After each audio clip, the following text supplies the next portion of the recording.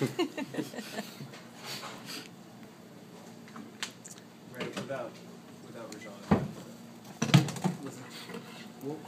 Sorry, I'm trying to ask a Yeah, let's start over. was not having Rajon result in some of the offensive problems tonight, or does it go something different? It's really hard to say. I thought it was similar, even when he was in the lineup. You know, some of the things that we kind of been deficient on offensively.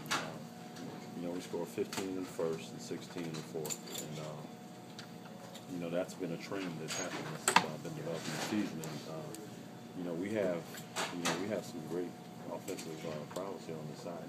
It's frustrating when we can't put the ball in hoops. You know, we talked many times about, you know, being able to get, you know, open looks, and we got open looks. You know, sometimes the ball doesn't go in.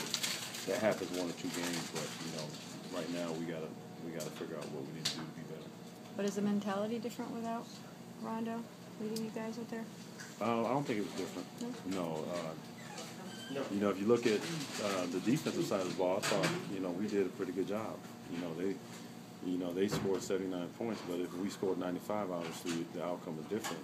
But you know, I just commend Avery for the way he came in, and you know, he put a lot of pressure on Nash, and he got some steals, and you know, he just made him work harder than he would have otherwise. And so, you know, despite, you know, the early in the game where Gortat got, you know, a couple easy layups, you know, that start was defensively, that was the bad part of the game for us. But we picked it up from there, and you know, Nash didn't have an overall great impact on the game, even though he still led his team to a victory.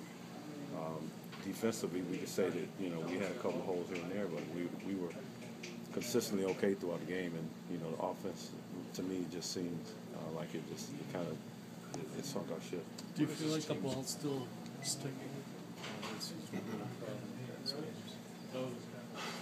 It's hard to say that the ball's sticking. I think everybody's trying to do what they need to do to, you know, get the ball from one side of the floor to the next and make the play. It seems like there's a lot of thinking going on out there. It's, you know, offensively, right now, for us, it's a struggle. And I've told you guys since I've been here, when I score a lot of, you know, the offense, it seems like it's so much easier because I'm getting open, you know, I'm getting good looks, and you know, Kevin gets great looks, and you know, it's so much easier for Paul. And right now, it's just we don't have that freedom offensively, that movement. What's the biggest worry that you guys have about the offense? I don't have a worry about it, you know, because if I had a team that had guys on here that couldn't understand, you know, how to play this game, they were young and had to learn that, you know, I would be troubled. But you know, I'm sitting here.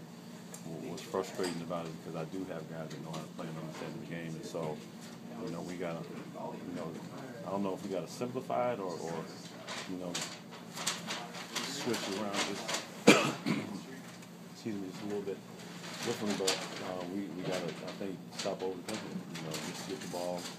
You know, we gotta post up more, I think. But you know, we definitely just gotta be able to put the ball in. I think it changes a lot of what's going on. How frustrating is this stretch that you guys losing 6 of 7? It's tough. You know, I've played on teams where you lose a lot, but you know, now this locker room is you know, we're not losers, so everybody, you know, this hurts everybody deeply. So we got to figure out, you know, how to get better and you know, how to help each other get better. Is the general feeling still that you guys are going to get it, eventually it's going to click? Yeah, there's no feel up. You know, tomorrow we go back in and, you know, individually, all of us need to figure out how we can prepare ourselves better to be ready. Because if we have to shoot 80-90% to win games, you know, that's what we have to focus on. You know, it's about improvement. And even if we were sitting here on the 10 game win the streak, you still go back in the gym tomorrow and do that same thing. So, you know, this is the adversity. Like, you face it and you come out shining. So everybody's ready to do it. And it's almost like if the sun can come up tomorrow again, everybody's ready for that to happen quicker because we want to get back up and try to figure this out. Paul said tonight was a good opportunity for Avery. How do you think he did out there as far as the pressure around the offense? I thought he was definitely a bright spot out there because he put a lot of pressure on Nash. You know, you could tell he got his feet twisted a little bit because Avery was right in front of him every time he turned. And, he just always kept him guessing. And you know, I think for 3 quarters, the second through fourth, you know, most of the pick and roll wasn't. You know, it was. You know, a couple of times the offensive rebounded the ball. You know, a breakdown here offensively, which you know they go on runs, but it wasn't him picking us apart because Avery did a great job with it. Ray, Similar guys exert, you know, the kind of on-the-ball defense that he does over your career. I have. I mean, we've had some great defenders on the ball, pick and roll, guys that were great swarmers of the ball, and you had to be careful when you put the ball down. And he can definitely create that knack for himself and that reputation around the league. And it's good for us because if you could take a team out of offense and force them to speed it up a little bit, then it makes our defense even that much better. I saw the game for both sides tonight, and a lot of low-scoring games this year. How do you feel like the quality of play has been compared to past years with the condensed schedule here?